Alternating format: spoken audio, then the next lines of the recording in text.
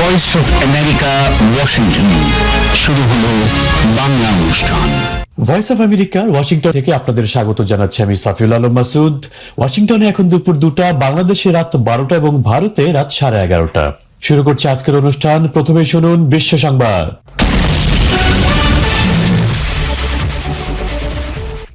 বিশ্ব সংবাদ পড়ছি ইজাজ বেন হিউসেন।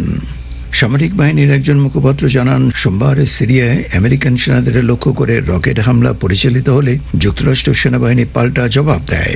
যুক্তরাষ্ট্রের সেনাবাহিনীর মুখপাত্র কর্নেল ওয়েইন মোরতো বলেন, সিরিয়ায় যুক্তরাষ্ট্রের সেনাবাহিনীর বিরুদ্ধে বেশ কতগুলো রকেট ছোড়া হলে আত্মরক্ষার জন্য তারা রকেট নিক্ষেপ স্থল লক্ষ্য করে আর্টিলারি হামলা চালায়। মুখপাত্র মোরতো জানান, দেইর জোর ঘাঁটি লক্ষ্য করে পরিচালিত হামলায় কেউ হতাহত হননি, তবে ক্ষয়ক্ষতির পরিমাণ নিরূপণ করা হচ্ছে। পেন্টাগনের মুখপাত্র জন কির্বি বলেন, এর আগে রাত্রিকালীন অভিযান চালিয়ে খাতেইব হিজবুল্লাহ ও খাতেইব সৈয়দ আল শুহাদা জঙ্গি ঘাঁটিগুলি লক্ষ্য করে অস্ত্র গুদাম ধ্বংস করা হয়। তিনি বলেন, আমাদের সেনাবাহিনীর বিরুদ্ধে হামলা বন্ধের লক্ষ্যে সেনাদের আত্মরক্ষার জন্য প্রেসিডেন্ট বাইডেন হামলার নির্দেশ দিয়েছিলেন। যুক্তরাষ্ট্র সেন্ট্রাল কমান্ডারের প্রধান জেনারেল ফ্র্যাঙ্ক ম্যাকেনজি বলেন, 1 মাসের কিছুটা বেশি সময় ধরে ইরাকে আমাদের সেনাদের উপর 3 বার ড্রোন হামলা হয়েছে। তিনি বলেন, ইরাকে বহু ধরনের ড্রোনের ব্যবহার হচ্ছে, কোনোটা দেশীয়, কোনোটা ইরান থেকে পাঠানো। পেন্টাগনের মুখপাত্র নেভি কমান্ডার জেসিকা ম্যাকনাল্টি বলেন, যুক্তরাষ্ট্র কোনো সংঘাত চায় না, তবে যুক্তরাষ্ট্র আমাদের সেনাদের রক্ষা করতে বা যে কোনো ধরনের হুমকি বা হামলার প্রতি জবাব দিতে সব সময়ই প্রস্তুত রয়েছে। মঙ্গলবার G20 দেশের পররাষ্ট্রমন্ত্রীদের আলোচনায় প্রাধান্য পায় জলবায়ু পরিবর্তন ও খাদ্য নিরাপত্তার মতো বিষয়। মাতেরা বৈঠকের মধ্য দিয়ে 2019 সালের পর G20 মন্ত্রীরা মুখোমুখি হলেন। যুক্তরাষ্ট্র পররাষ্ট্রমন্ত্রী ব্লিংকেন বিশ্ব চ্যালেঞ্জ মোকাবেলায় একত্রে কাজ করার উপর গুরুত্ব আরোপ করেন, কারণ প্রেসিডেন্ট বাইডেন ও তিনি মিত্রদের সঙ্গে সম্পর্ক উন্নয়নের উপর ভিত্তি করে তাদের পররাষ্ট্র নীতিকে ঢেলে সাজিয়েছেন। পররাষ্ট্রমন্ত্রী কোভ্যাক্স কর্মসূচিতে যুক্তরাষ্ট্রের অবদানের কথা তুলে ধরেন। এই কর্মসূচির মাধ্যমে স্বল্প ও মধ্যবিত্ত আয়ের দেশগুলিতে কম মূল্যে ভ্যাকসিন সরবরাহ করা হচ্ছে। G20 গ্রুপ উদ্বেগের সঙ্গে জানায় যে দাইশ এবং সংশ্লিষ্ট দলগুলি ও তাদের নেটওয়ার্ক সাব-সাহারা আফ্রিকায় নিরাপত্তা ও স্থিতিশীলতা বিঘ্নিত করছে। গোষ্ঠীটি সাহেল অঞ্চল, পূর্ব আফ্রিকা ও মোজাম্বিকেতেও সক্রিয়। কোয়ালিশন জানায় তারা যে কোনো দেশের সঙ্গে সহযোগিতা করবে যারা আইসিসদের বিরুদ্ধে লড়তে তাদের সাহায্য চাইবে। প্রাক্তন শাসক পার্টি ও সেনারা হর্ষধ্বনির মাঝে প্রাদেশিক রাজধানী মেকেলেতে প্রবেশ করলে ইথিওপিয়ার সরকার একতরফাভাবে টিগ্রাই অঞ্চলে যুদ্ধবিরতি ঘোষণা করেন। সোমবার দিনের শেষে রাষ্ট্রীয় মাধ্যমে ইথিওপিয়া সরকার ঘোষণা করে যে এই যুদ্ধবিরতি অবিলম্বে কার্যকর হবে। এই অঞ্চলে 8 মাসব্যাপী সংঘাতের পর এই যুদ্ধবিরতি ঘোষণা করা হচ্ছে। মেকেলেতে অবস্থানরত ভয়েস অব আমেরিকার সাংবাদিকেরা জানান, তারা রবিবার থেকে এই অঞ্চলে কোনো ইথিওপিয়ার সরকারি সেনাদের দেখতে পাননি। টিগ্রাই পিপলস লিবারেশন ফ্রন্টের বিদ্রোহী সেনারা তাদের পার্টি রেডিও মারফত ঘোষণা করে যে তারা মেকেলে প্রবেশ করছে, যে খবরে জনগণ রাস্তায় আনন্দ প্রকাশ করেন।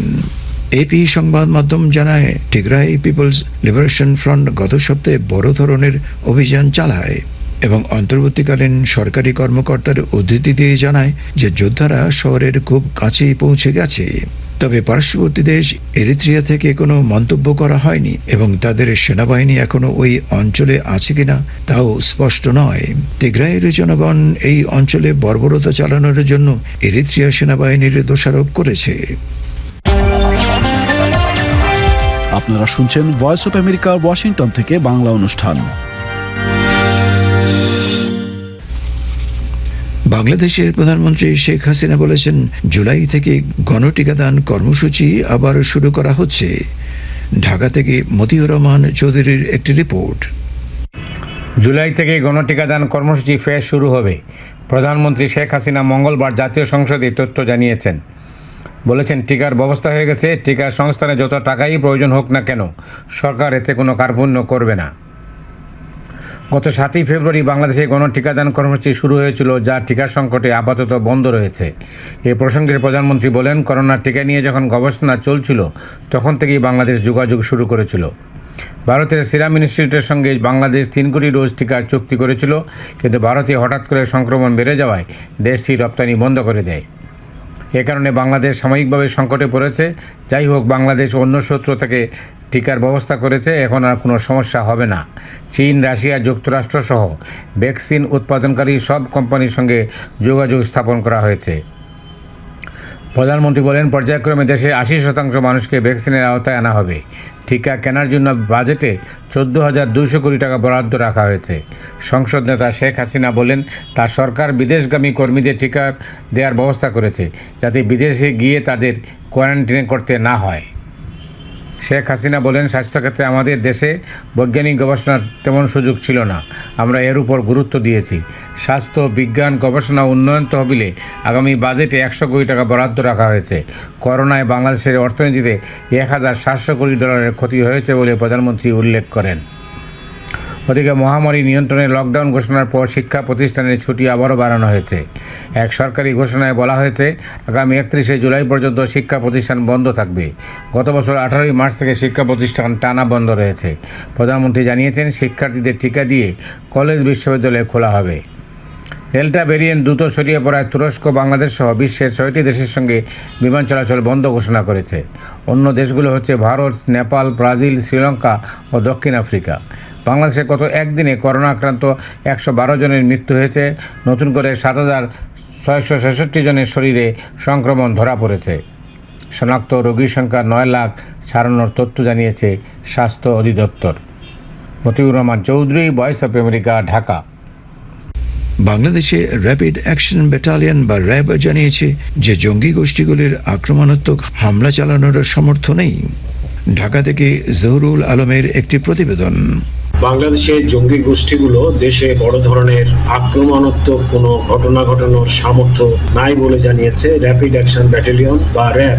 রাজধানী ঢাকার গুলশান আবাসিক এলাকায় হোলি আর্টিজান রেস্তোরাঁয় জঙ্গি হামলার 5 বছর পূর্তিকে সামনে রেখে এবং দেশের সার্বিক আইন শৃঙ্খলা রক্ষা পরিস্থিতি নিয়ে মঙ্গলবার এক সংবাদ সম্মেলনে এমন মন্তব্য করেছেন র্যাবের মহাপরিচালক চৌধুরী আব্দুল্লাহ আল মামুন। 2016 সালের 1 জুলাই হোলি আর্টিজানে নৃশংস জঙ্গি হামলায় নিহত হয়েছিলেন 20 জন দেশি বিদেশি নাগরিক। র্যাবের মহাপরিচালক বলেন, হোলি আর্টিজান হত্যাকাণ্ডের পর দেশে জঙ্গি বিরোধী অভিযান জোরদার করা হয় এবং গত 5 বছরে প্রায় 1,500 জঙ্গি গ্রেপ্তার হয়েছে। হোলি আর্টিজানে হামলার মূল পরিকল্পনাকারী সারোয়ার জাহান এবং অর্থদাতা সহ অনেককেই গ্রেপ্তার করা হয়েছে বলে উল্লেখ করে তিনি বলেন, র্যাব প্রতিষ্ঠার পর এ যাবৎ 2,500 জঙ্গিকে গ্রেপ্তার করেছে সংস্থাটি। র্যাব প্রধান বলেন, গোয়েন্দা তথ্য অনুযায়ী এই মুহূর্তে বাংলাদেশে জঙ্গিদের আক্রমণাত্মক হওয়ার সামর্থ্য নাই।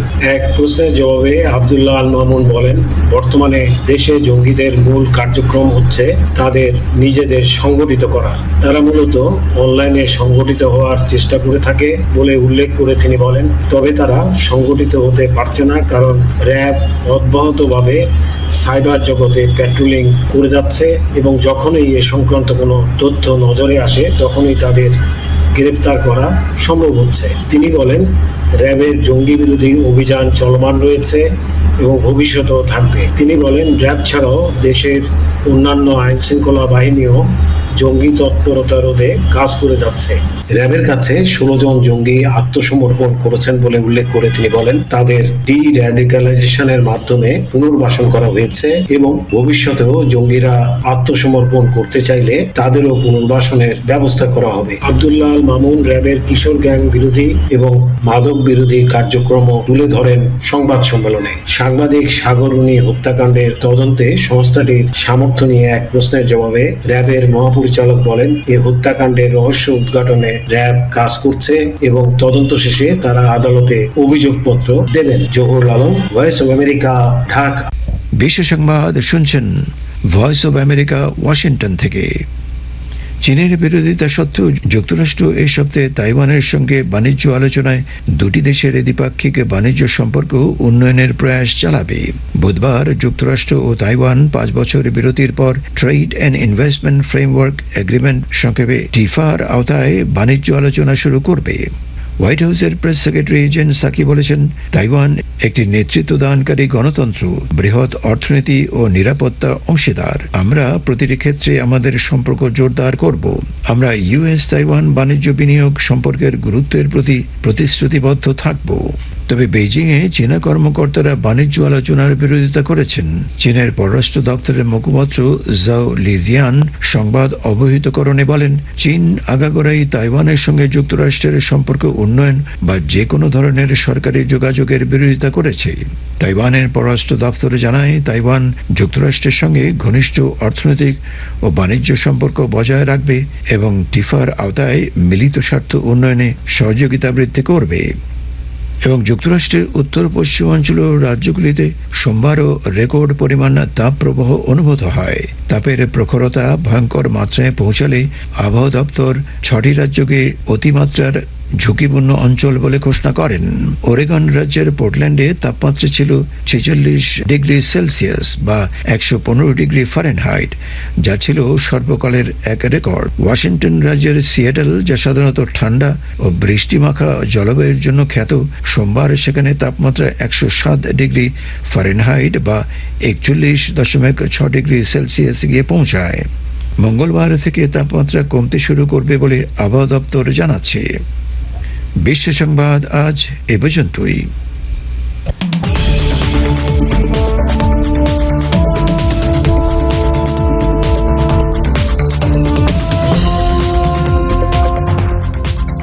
বিশ্ব সংবাদ শুনছিলেন। আমাদের অনুষ্ঠান প্রচারিত হয় মিডিয়াম ওয়েভ 190 মিটার ব্যান্ডে 1575 কিলোহার্টজে। এবারে অন্যান্য পরিবেশনা।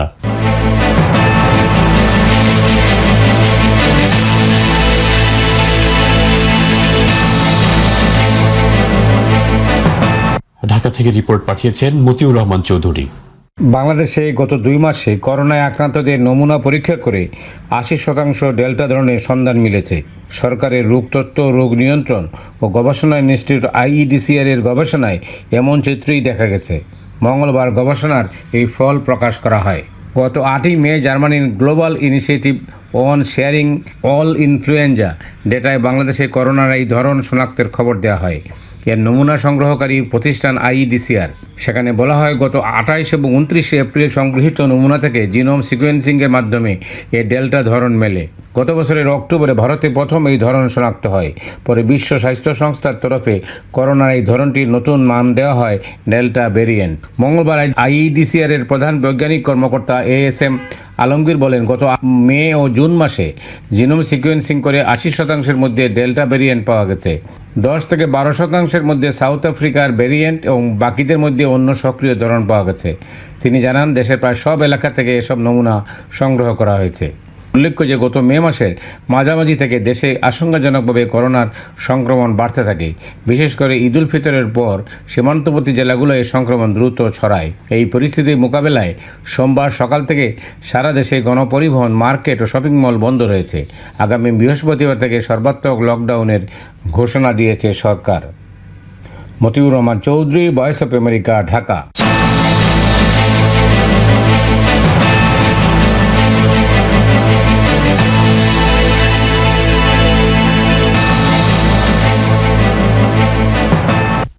শুনুন মতিউর রহমান চৌধুরীর আরেকটি রিপোর্ট। চিত্রনায়িকা পরিমণির দায়ের করা ধর্ষণ চেষ্টা ও হত্যা চেষ্টার মামলার প্রধান 2 আসামি জামিন পেয়েছেন। ওই মামলার প্রধান অভিযুক্ত ব্যবসায়ী নাসিরউদ্দিন মাহমুদ ও তুহিন সিদ্দিকী অমি আদালতে জামিন পেলেও এখনই কারামুক্ত হতে পারছেন না, কারণ তাদের বিরুদ্ধে বিমানবন্দর থানায় মাদকদ্রব্য নিয়ন্ত্রণ আইনে আরও একটি মামলা রয়েছে। ঢাকার জ্যেষ্ঠ বিচারিক হাকিম আদালত মঙ্গলবার 5,000 টাকা মুচলেকায় তাদের অন্তর্বর্তীকালীন জামিন মঞ্জুর করেন। আসামি পক্ষের আইনজীবী AH ইমরুল কাউসার জানিয়েছেন, এই মামলায় আগামী 8ই জুলাই তদন্ত প্রতিবেদন দাখিলের দিন ধার্য আছে। ওই দিন পর্যন্ত 2 আসামিকে জামিন দিয়েছেন আদালত। সাভার থানায় দায়ের করা মামলায় তদন্ত কর্মকর্তা 5 দিনের রিমান্ড শেষে মঙ্গলবার আসামিদের আদালতে হাজির করে আটক রাখার আবেদন করেন। অন্যদিকে আসামিদের পক্ষে কয়েকজন আইনজীবী জামিন আবেদন করেন। উভয় পক্ষের শুনানি শেষে আদালত তাদের জামিন মঞ্জুর করেন। ধর্ষণ চেষ্টা, হত্যা চেষ্টা, মারধরের অভিযোগে গত 14 জুন নাসিরউদ্দিন মাহমুদ ও তুহিন সিদ্দিকী অমি সহ 6 জনকে আসামি করে সাভার থানায় মামলা করেন চিত্রনায়িকা পরিমণি। মামলায় পরিমণির অভিযোগ, গত 8 জুন রাতে তাকে পরিকল্পিতভাবে বোট ক্লাবে নিয়ে ধর্ষণের চেষ্টা করেন ব্যবসায়ী নাসির মাহমুদ। পরিমণির মামলা দায়েরের পরেই ঢাকার উত্তরার একটি বাসা থেকে নাসির ও অমিকে গ্রেপ্তার করে পুলিশ। পরে 15 জুন মধ্যরাতে বিমানবন্দর থানায় মাদকদ্রব্য নিয়ন্ত্রণ আইনে আরেকটি মামলা দায়ের করে ঢাকা মহানগর গোয়েন্দা পুলিশ। মাদকের মামলায় প্রথমে তাদের 7 দিনের রিমান্ডে নিয়ে জিজ্ঞাসাবাদ করা হয়। গত 23 জুন পরিমণির দায়ের করা মামলায় তাদের আরও 5 দিনের রিমান্ড মঞ্জুর করেন আদালত। Motiur Rahman Chowdhury, voice of America, Dhaka.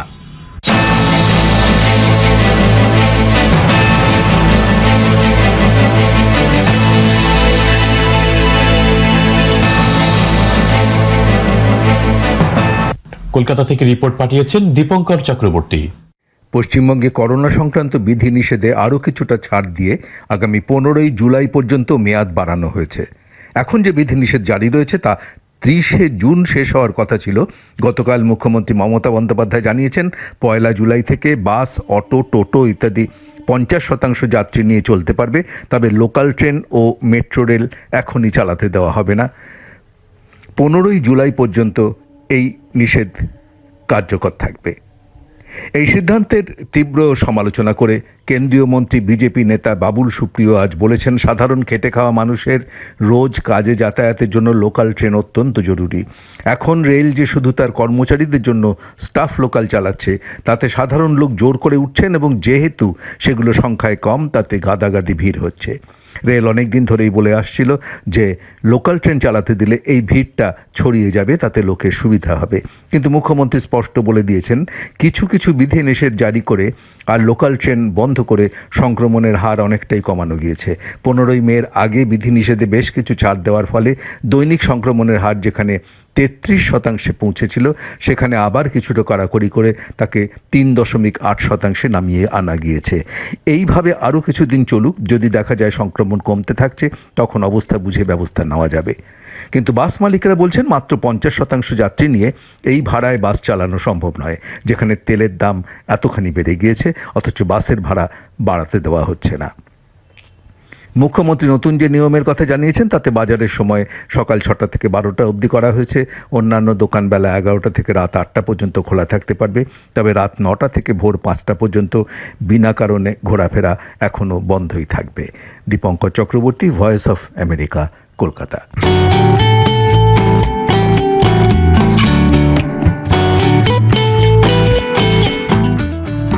আপনি কি ভয়েস অফ আমেরিকা বাংলার টিভি অনুষ্ঠানগুলো দেখছেন? আমেরিকায় বসবাসকারী প্রবাসী বাঙালিদের জীবন, আমেরিকার রাজনীতি, সমাজ, শিল্প, সাহিত্য ইত্যাদি নানান বিষয় নিয়ে প্রতি সপ্তাহে প্রচারিত হয় একাধিক টিভি অনুষ্ঠান। এনটিভিতে দেখানো হয় আমাদের নিয়মিত সাপ্তাহিক হ্যালো আমেরিকা। আর টিভিতে প্রচারিত হয় যুক্তরাষ্ট্রের রাজনীতি বিষয়ক অনুষ্ঠান। দেশ টিভিতে দেখছেন VOA 60। এছাড়াও এসব অনুষ্ঠান আমাদের ফেসবুক ফ্যান পেজ এবং ইউটিউবেও নিয়মিত আপলোড করা হয়। আমাদের টিভি অনুষ্ঠান দেখুন, আপনার মতামত জানান।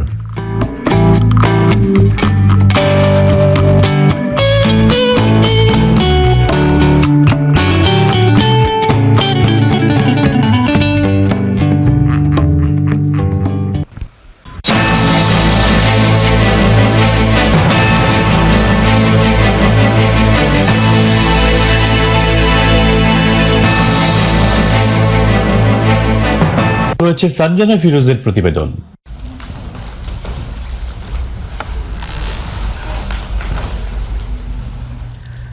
ডক্টর নিকোল রিভেরা 7 বছর বয়স থেকে ব্যালে নাচ করছেন। ওই বয়স থেকেই নাচটি তার জীবনের একটি বড় অংশ হয়ে আছে।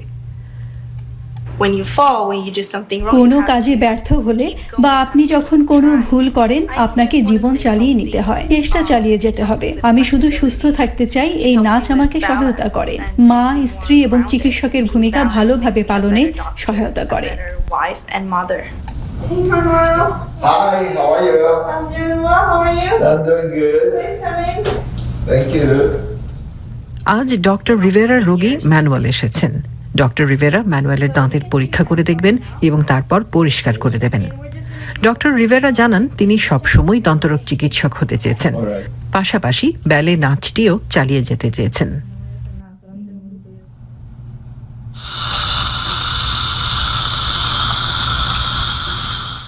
I love it because you have flexible hours, you get to help people. নির্দিষ্ট কোনো সময় মেনে চলতে হয় না বলেই আমার এই পেশাটি পছন্দ।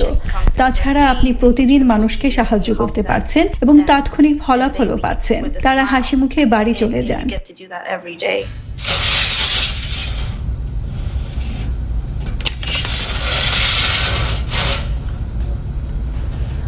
ডক্টর নিকোল বলেন, আগে তিনি সপ্তাহে 2 বার ব্যালে অনুশীলন করতেন, তবে সম্প্রতি তার বাচ্চা হওয়াতে আগের চাইতে কম অনুশীলন করতে পারছেন। এই নাচটি তাকে সৃজনশীল ও শৈল্পিক দিকটি প্রকাশ করতে সহায়তা করেছে এবং তাকে অনুপ্রেরণা উৎসর্গ করা শিখিয়েছে। দন্ত চিকিৎসাতে পিঠ সোজা করে রাখতে হয়, এক্ষেত্রে ব্যালে তাকে সাহায্য করেছে। I wanted to pass my knowledge. বেলে সম্পর্কে আমার জ্ঞান রয়েছে, তা আমি এমন কারোর সাথে ভাগাভাগি করতে চেয়েছি যিনি আমার মতোই উপকৃত হবেন। Classes.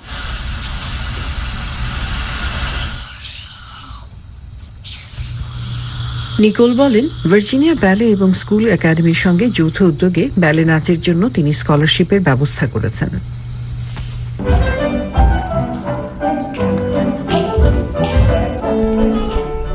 এই স্কলারশিপের বিজয়ী হলেন ভিক্টোরিয়া ভ্যাংরোল। তিনি এই একাডেমিতে নৃত্য করছেন এবং শেখাচ্ছেন।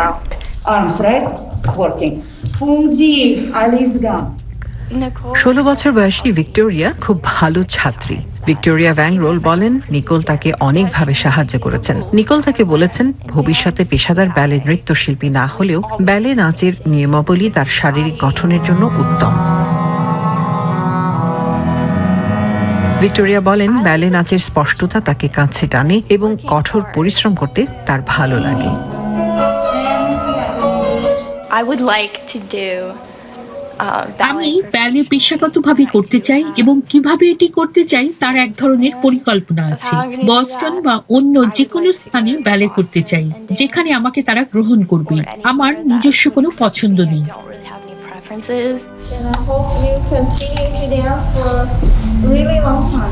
Nicole definitely inspires me, to help others and অন্যকে সাহায্য করার বিষয়ে নিকোল আমাকে অবশ্যই অনুপ্রাণিত করেছে এবং তিনি এই অর্থ এমন একটি সময় দিয়েছেন যখন পৃথিবী জুড়ে অর্থ সমস্যাতে রয়েছেন অনেকে। যে বৃত্তিটি দিতে চাননি, নিকোল তা দিয়েছেন। when those people wouldn't give. I just plan to continue doing. আমি আগামী কয়েক বছর এই প্রকল্পটি চালিয়ে যাওয়ার পরিকল্পনা করছি। পরবর্তীতে আমরা আরও কয়েকজনকে এই সুযোগ দেব যাতে তারা উপকৃত হয়।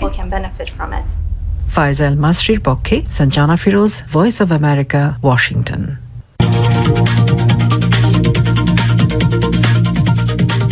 ভয়েস অফ আমেরিকার বাংলা বিভাগের ইংরেজি শেখার এই অনুষ্ঠান নিউজ ওয়ার্ডসে আপনাদের সবাইকে স্বাগতম জানাচ্ছি। আমি আনিস আহমেদ, আর আমার সঙ্গে রয়েছে আমি সাবরিনা চৌধুরী। আজকের শব্দ হচ্ছে স্যাংশনস। স্যাংশনস, এরকম শব্দ ঠিক শুনেছি বলে মনে হচ্ছে না। কেন সাবরিনা? হাল আমলের বেশ কিছু খবরে এই স্যাংশনস শব্দটি শোনা যায়, প্রায় শোনা যায়। বিশেষ করে ইরানের ব্যাপারে যে খবরগুলো আমরা শুনে থাকি, সেই খবরগুলোতে কিন্তু স্যাংশনস শব্দটি থাকে। ঠিক বলেছেন, এখন মনে পড়ছে, কিন্তু শব্দটার মানে ঠিক বুঝতে পারিনি। এই স্যাংশনস শব্দটা সাধারণত আন্তর্জাতিক, অর্থনৈতিক কিংবা বাণিজ্য বিষয়ক সংবাদে বেশি করে ব্যবহার করা হয়। যেমন ধরো, আচ্ছা, পুরনো একটা খবর থেকেই শোনা যাক এই বাক্যটি। Burmese officials say new investments help support political reforms, but U.S. officials could tighten sanctions again if those reforms do not continue. হ্যাঁ, এখানে বলছে যে বর্মার কর্মকর্তারা বলেছেন নতুন ইনভেস্টমেন্ট সাপোর্ট করে রাজনৈতিক রিফর্মস করতে হবে। আচ্ছা, তোমার অনুবাদটা ঠিক পুরোপুরি সম্পূর্ণ হয়নি, তুমি হয়তো ভুলে গেছো। যে ইনভেস্টমেন্ট শব্দটা নিয়ে আমরা এর আগে কিন্তু একটা অনুষ্ঠানে আলোচনা করেছিলাম। হ্যাঁ, তাই তো। ইনভেস্টমেন্ট মানে তো হচ্ছে বিনিয়োগ। এই তো হয়েছে। আর রিফর্মসের অর্থ হলো সংস্কার, এবং সাপোর্ট শব্দের তো অনেকগুলো মানে আছে। যেমন ধরা যাক সমর্থন, সহযোগিতা, এসব অর্থেও সাপোর্ট ব্যবহার করা হয়ে থাকে। তবে এখানে হেল্প সাপোর্ট এই ফ্রেজাল ভার্ব হিসেবে এটা ব্যবহার করা হয়েছে, যার মানে হচ্ছে খুব সহজ মানে সাহায্য করা। আচ্ছা, বুঝলাম। আচ্ছা, এই তো গেল প্রথম বাক্য। জি। ওখানে দ্বিতীয় আরেকটা বাক্য ছিল, সেই বাক্যটাতে কি বলা হয়েছে? সেই বাক্যটাতে তো মনে হচ্ছে যে স্যাংশনস এই শব্দটা রয়েছে। আচ্ছা, ওটা না হয় আপাতত ইংরেজিতে রেখেই বাকি শব্দগুলো যেগুলো আছে ওই বাক্যে, সেটা দিয়ে বাক্যটা সম্পন্ন করো তো। হ্যাঁ, তো বাংলায় বাক্যটি হবে, তবে যুক্তরাষ্ট্রের অফিসিয়ালরা আবার কঠোরভাবে স্যাংশনস করতে পারেন যদি সেই সংস্কারগুলো কন্টিনিউ না করে।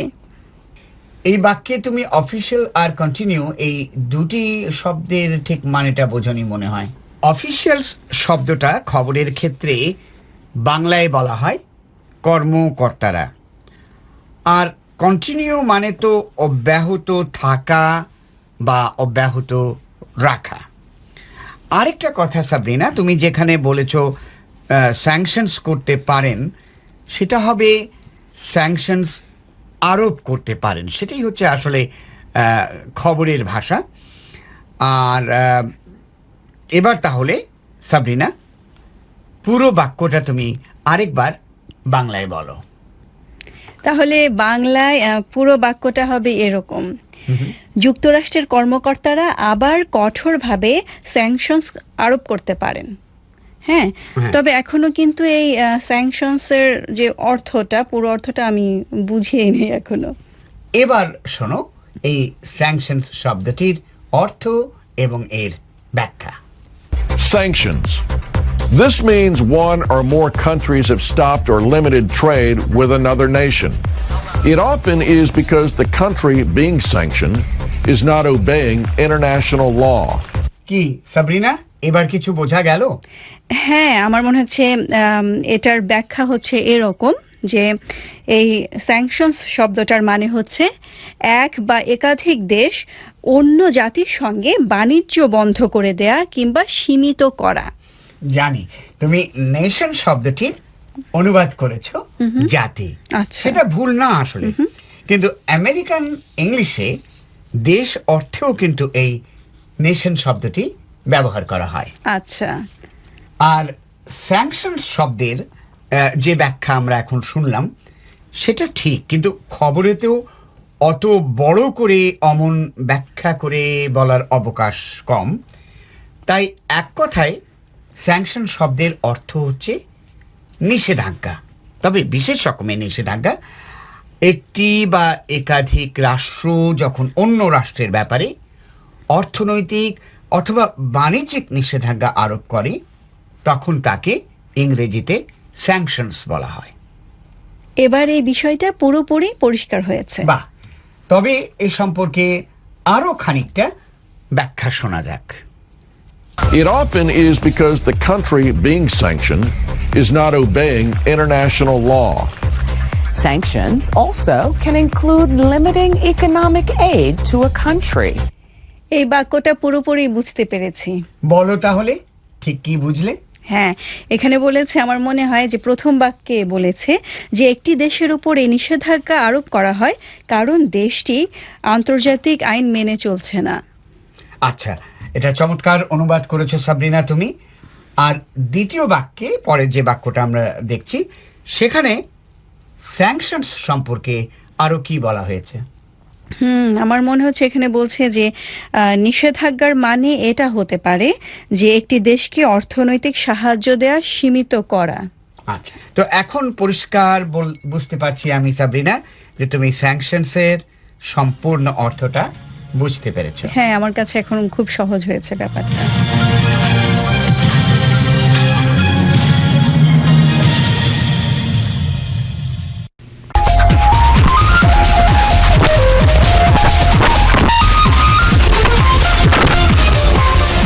আর এরই মধ্য দিয়ে শেষ হচ্ছে আজকের বাংলা অনুষ্ঠান। সবাই ভালো থাকুন, সুস্থ থাকুন। আজকের মতো বিদায় নিচ্ছি আমি সাফিউল আলম মাসুদ। শুভরাত্রি।